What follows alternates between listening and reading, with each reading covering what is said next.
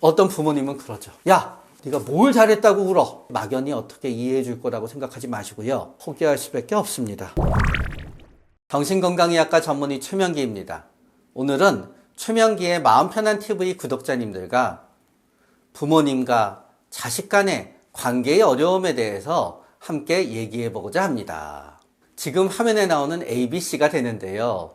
A는 무조건 다 해주는 부모예요. B는 무조건 안 해주는 군림하는 부모예요. C는 중간에서 운용의 묘를 찾는 민주적 부모이지요. 정답 나와 있습니다. 민주적 부모가 제일 좋다. 그러나 사실 저는 이렇게 생각하지 않습니다. 사사건건 아이가 뭐를 해달라고 할 때, 부모가 뭐를 할 때마다 의논해서 결정하면 얼핏 보면 민주적인 것 같지요. 그러나 결국은 뭘까요? 너무 지나친 관심이 있게 되는 거예요. 과거의 시대에는 워낙이 부모님들이 아이를 체벌하는 경우도 많고 그렇기 때문에 그게 아니라는 것만 해도 훌륭했어요. 그러나 저는 이 시대에는 민주적 부모보다는 조금은 허용적 부모가 좋은 것 같아요. 옛날에는 자녀하고 너무 다정하게 지내면 버릇없이 아이 키우면 안 돼, 이런 얘기 많이 했어요. 그러나 제가 이렇게 보잖아요. 막 이렇게 어려서 해달라는 대로 다 해준다고 해서 버릇없는 아이가 되는 게 아니더라고요. 엄하게 키워도 나이 들면 버릇이 없어져서 공격적이 되면 버릇이 없어지고, 해달라는 대로 다 해줘도 버릇이 없어지면요. 그냥 가능하면 해달라는 대로 해주고 서로 싸우지 않고 버릇이 없어지는 게 낫지 않습니까? 그리고요, 저는 또 이렇게 생각해요. 경제적으로 굉장히 윤택해요. 그런데 아이한테 해달라는 대로 다 해주면 나중에 절제하지 못하는 아이가 될 거라고 생각해서 일부러 안 해주잖아요. 아이가 다 알아요. 내가 억지로 그런다 그래서 절제하는 아이로 크는 것도 아닌다라고 얘기하지요. 그래서 이 세 가지 유형에서 저는 개인적으로 민주적인 부모가 돼야지 하고서 사사건건 의논하는 거를 별로 권하지 않습니다.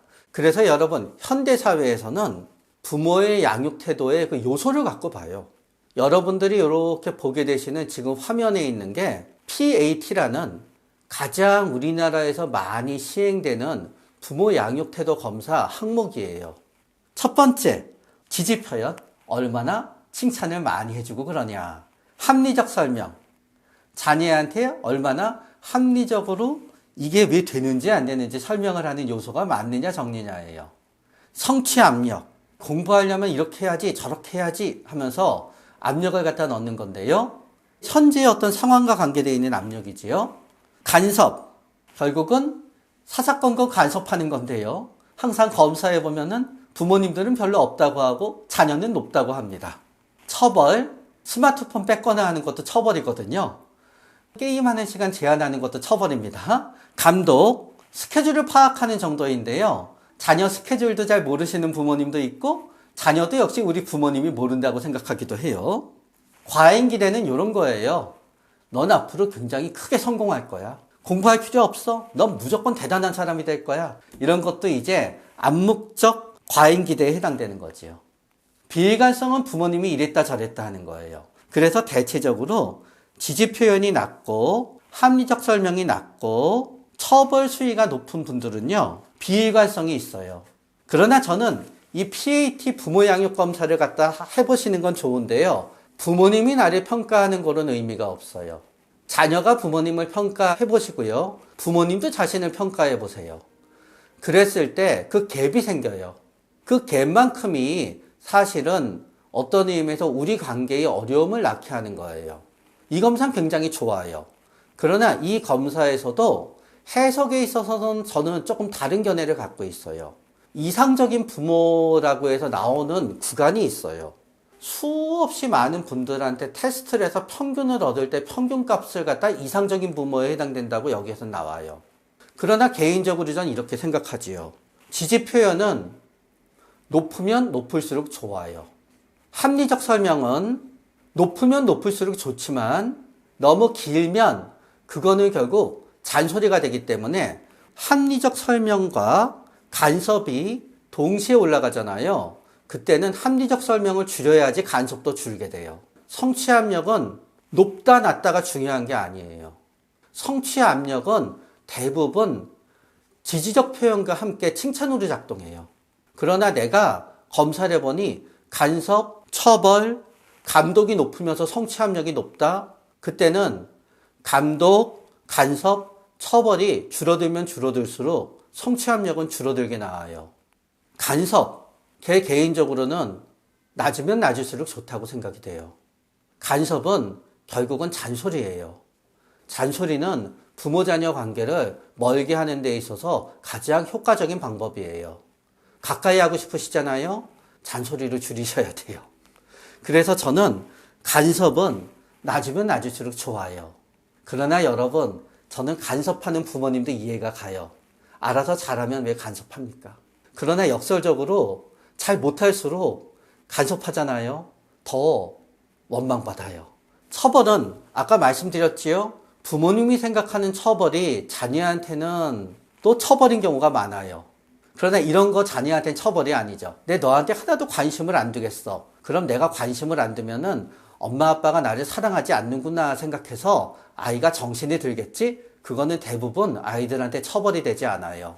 그거는 자녀한테 있어서 이제 우리 부모님이 내가 어떤 사람인지 인정하고 나를 수용하나 바로 아이들은 받아들여요. 그건 처벌이 되지 않습니다. 여기 있는 부모님들, 이 방송 보시는 부모님들요. 휴대폰 아이한테 줬다 뺏었다 줬다 뺏었다. 컴퓨터 뺏었다 줬다 뺏었다 줬다 수도 없이 반복하셨을 겁니다. 결국 뭐냐? 부모가 지는 거예요. 아이는 부모가 자기를 미워하면 마음 아파해요. 그러나 저는 부모의 미움을 받을 때 자식의 마음 아픔보다 자식이 진짜 자기를 미워한다는 것을 깨달았을 때 부모의 마음 아픔이 조금 더 크지 않을까 생각해요. 이 방송을 보시는 자녀분들께는 진짜 미안해요. 부모는 항상 자녀한테 사랑받고자 하는 마음을 버릴 수가 없어요. 그렇기 때문에 약자예요. 그래서 여러분 처벌하셔도 소용이 없어요. 항상 지게 돼요. 가급적 처벌하지 않도록 노력하시고요. 처벌이 아닌 방법을 생각하세요. 감독은 자녀에 따라 달라져요. 자녀가 너무 부주의하면은요. 그리고 자녀가 거부하지 않으면 감독해도 돼요. 그러나 여러분, 결국은 부모님들이 맨날 일찍 일어나라고 야단쳐도 별 소용없는데요. 아이들은 학교에서 야단 맞기 싫으니까 아침밥은 거를지언정 대부분 뛰어가요. 부모님의 감독보다는 외부의 처벌이 효과적인 경우가 더 많아요. 나머지가 전부 낮은데 과잉 기대만 있다. 부모가 자신에 대해서 희망의 끈을 놓지 않는다고 자녀는 받아들이는 경우가 많아요. 그래서 만약에 지지적 표현은 높고 과잉 기대만 높다 나오잖아요. 그거는 낮추려고 노력하지 마세요. 마지막으로 비일관성이지요. 비일관성은 낮을수록 좋아요. 만약에 이거를 보시는 부모님들이 감독, 처벌, 간섭이 높으면서 비일관성도 없잖아요. 비일관성이 좀 생기시는 게 좋아요. 어쩌다가 한 번이라도 아이한테 숨 쉴 틈을 주는 거니까요. 그래서 사실 이 PAT 검사를 얘기하다가 보니까요. 자녀 양육에 대한 제 주관적인 의견은 거의 대부분 드러난 것 같아요. 저희 의견은 굉장히 주관적이에요. 차이가 있을지도 몰라요. 지금 자녀를 키우는 부모님들과는요. 그러나 이 방송을 60대, 70대인 분들이 보고 있으시잖아요. 이미 자녀 양육이 다 끝나신 분들이거든요. 다 쓸데없었어 생각하게 돼요. 오히려 자녀 양육이 끝난 분들은 제 의견에 동감하실 거예요. 그러나 아마 지금 중고등학생 자녀를 갖다 두신 부모님들은 이 방송을 보면서 아마 제 의견과 달라서 불편하신 분들도 있다고 생각이 돼요. 옳고 그름은 없어요. 제가 틀릴 수도 있는 거지요. 그렇게 편하게 생각하고 이해해 주시면 돼요. 그런 경우도 있지만 사실은 아닌 경우도 있습니다. 남자친구, 여자친구가 없어요. 그런데 자기가 남자친구, 여자친구가 없는 이유가 본인의 외모 때문이라고 생각해요. 그게 아무리 부모님이 칭찬해주고 너 잘생겼어, 너 괜찮아. 어떤 아버진 그러지요. 네 엄마 봐, 별 볼 일 없지만 나 같은 사람이랑 결혼했잖아. 그건 자녀는 생각하지요. 아빠, 내가 아빠처럼 생겨서 지금 문제예요. 엄마가 문제가 아니에요. 여러분, 아무리 해도 안 되는 거지요. 어떤 분이 굉장히 남의 영향도 많이 받고 본인이 굉장히 위축되는 마음도 있고 자존감도 낮아요. 그런데 어려서 부모님한테 야단 많이 맞았고 지금까지도 계속 야단 많이 맞아요. 그러면 본인에 대해서 부정적인 부분에 대해서 일부 부모님의 영향이 없다고 할 수는 없겠지요. 반대로 우리 부모님들이 걱정하듯이 우리 자녀가 자기 자신을 싫어하는 마음이 다 우리 부모님의 영향 때문인 것도 아니지요. 더군다나 나이가 크면 클수록 나 자신을 싫어하는 마음의 상당 부분은 부모님의 얘기보다는 다른 나 자신의 어떤 능력, 나 자신의 외모, 나 자신의 어떤 가치에 의해서인 경우가 많아요. 그렇기 때문에 우리 부모님들도 너무 그것 때문에 자책하고 그러실 필요는 없다고 생각이 돼요. 또 우리 자녀분들도 마찬가지예요. 과거에도 우리 부모님이 나를 힘들게 굴고 현재도 힘들게 굴어서 ing, 진행형인 상황이다. 그럴 때는 부모님도 결국 나를 구성하는 일부분이니까 부모님을 원망하다가 보면은 나 자신이 우울해지는 경우가 많아요. 부모님 때문에 이렇게 됐다고 과거를 바라보는 것도 중요하지만 지금부터라도 부모님과 조금은 독립적인 존재, 나를 야단칠 수가 없는 존재가 되기 위해서 노력하는 쪽이 더 맞을 수도 있지요. 너무 원론적인 얘기를 말씀드려서 미안해요. 자녀의 자존감에 가장 영향을 주는 거는 부모님이 어떤 존재냐인 거예요. 요새 얘기 많이 나오잖아요. 서울 자가에 대기업 다니는 김 부장님 정도는 되잖아요. 좀 부모님이 상처 주는 얘기 하더라도 자식의 자존감은 그냥 그런 부모님이 있어라는 거로 어느 정도 돼요. 그러나 슬픈 일이지만 너무너무 가난하고 힘들다가 보면은요, 그냥 그 현실 자체에 부모님이 녹아져 있고요. 그게 또 자존감에 영향을 주게 되는 거지요. 저는 그렇기 때문에 부모가 어떤 분이냐가 제일 큰 영향을 준다고 생각해요. 자녀한테 욕하고 때리고 비난하는 건 자녀의 자존감에 나쁜 영향을 준다는 건 모르는 사람이 없지요. 그러나 사실은 자녀의 자존감에 영향을 주는 부모의 말은요, 배우자를 향하는 말과 태도인 경우가 또 굉장히 많아요. 너무너무 자녀한테는 지극정성이에요. 그러나 맨날 자녀의 아버지 흉만 봐요. 네 아빠처럼 되면 안 된다. 첫째한테 그래요. 야, 둘째 봐라. 네 아빠 닮아서 저러 찾니? 넌 나 닮아서 이런 거야. 그러면서 그게 자녀의 자존감에 영향을 준다는 생각을 안 해요.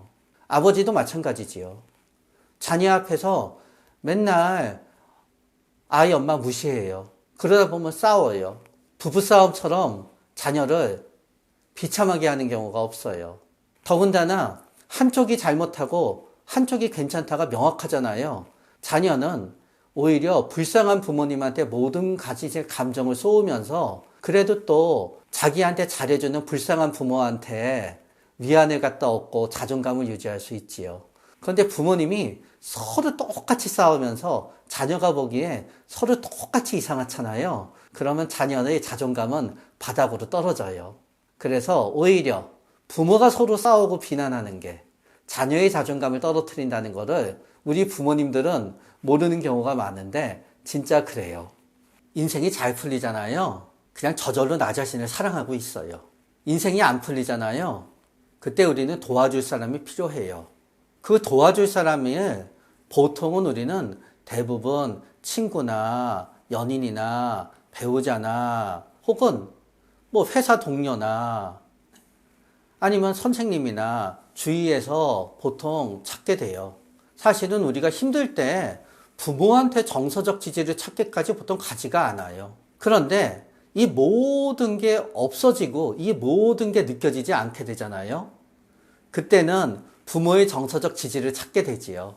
그런데 이게 하도 오랜만에 해야 되다가 보니까 부모님들이 감지하지 못하고 제대로 지지하지 못해주는 경우도 있어요. 우리 아버지 어머니라도 좀 나한테 따뜻한 말을 해줬으면 좋겠어 라고 할 때는요, 사실은 내가 굉장히 약해져 있는 거예요. 그런데 많은 분들은 이 와중에도 부모의 정서적 지지를 찾기가 참 어려워요. 왜냐? 힘들다라고 얘기하는 순간 어쩌다가 일이 이 지경이 되게 너는 만들었니? 라고 부모님 입장에서는 야단치는 건 아닌데 이 한마디를 듣게 될까봐 겁이 나서 부모님한테 얘기 못하지요. 많은 부모님들은 자식이 힘들다는 얘기를 하면 호들갑을 떠세요. 그러면서 자책을 하고 막 우세요. 그럼 자녀는 생각해요. 괜히 얘기했어.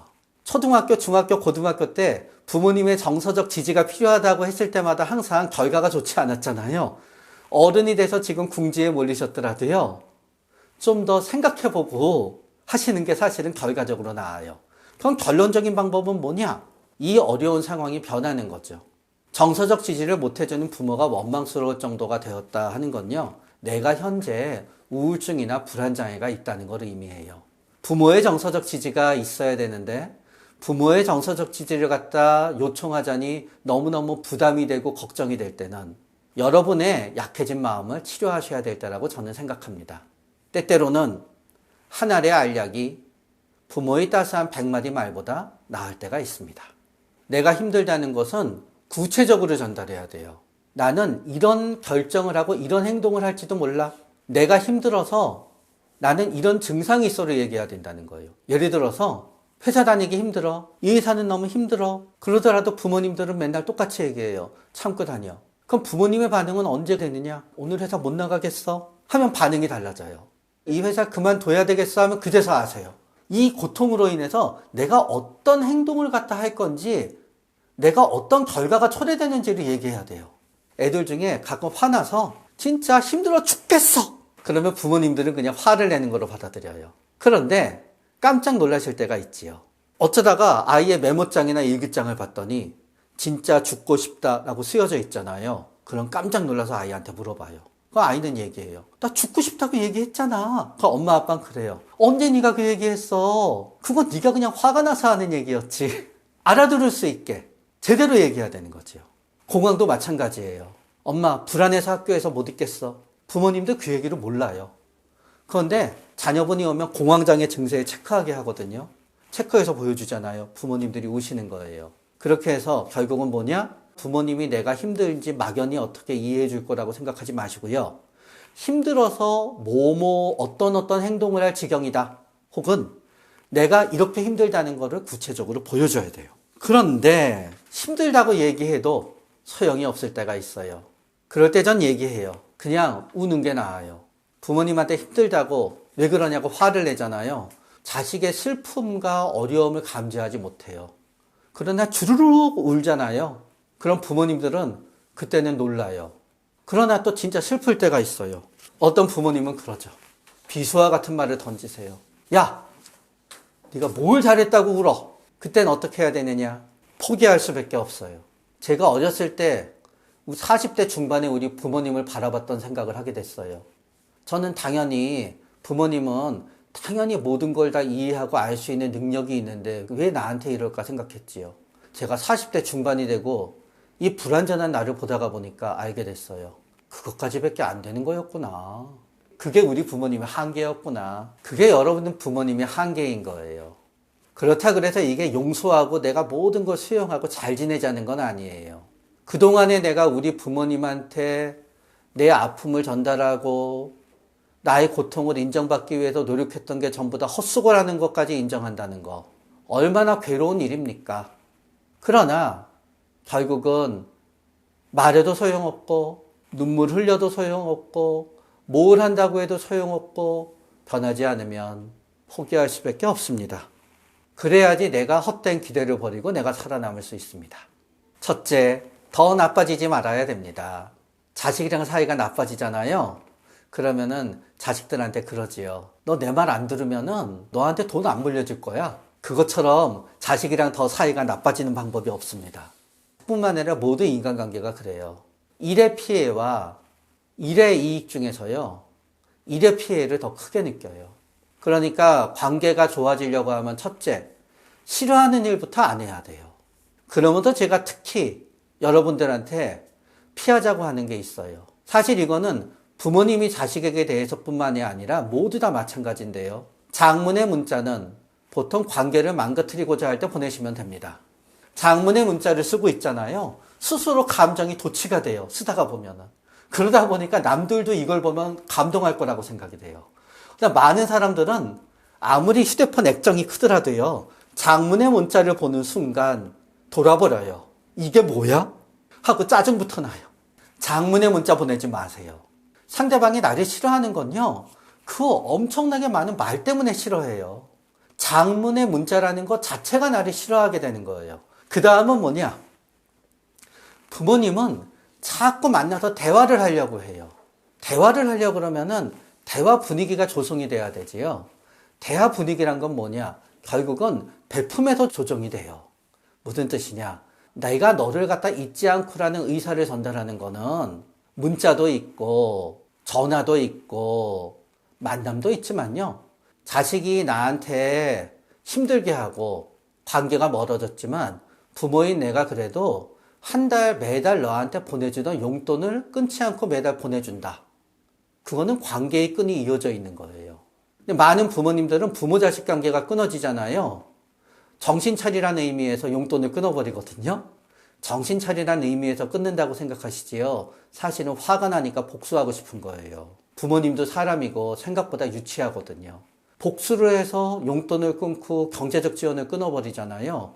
그거는 관계의 끈을 갖다 완전히 끊어버리는 거예요. 엄청나지 않는다 그러면은 끊을 때 조심하세요. 그리고 나서 추석이나 명절에 얼굴은 보지 못하더라도요. 진짜 얘가 맛있게 먹을 게 뻔한 게 있다. 그러면요. 그냥 음식을 보내주세요. 그리고 생각날 땐 가끔 안부 문자 보내실 때는요. 5,000원짜리 음료 교환권이라도 하나 보내주세요. 그러면은 관계가 유지되는 거예요. 한 집안에 살고 있다 그러면은 그것만으로도 아직 부모와 자식은 관계가 개선될 여지가 많아요. 진짜 관계가 망가지잖아요. 자식은 집을 나가거든요. 집을 나간 자식한테도요, 쫓아다니지 마시고 그냥 거리를 두고 가끔씩 필요할 때마다 필요한 걸 해주시면 됩니다. 그러다 보면 저절로 좋아집니다. 오늘은 부모 자녀 간의 힘든 관계에 대해서 우리 함께 알아봤습니다. 다음에는 더 좋은 주제로 우리 최명기의 마음 편한 TV 구독자님들을 뵙기 위해서 노력하겠습니다.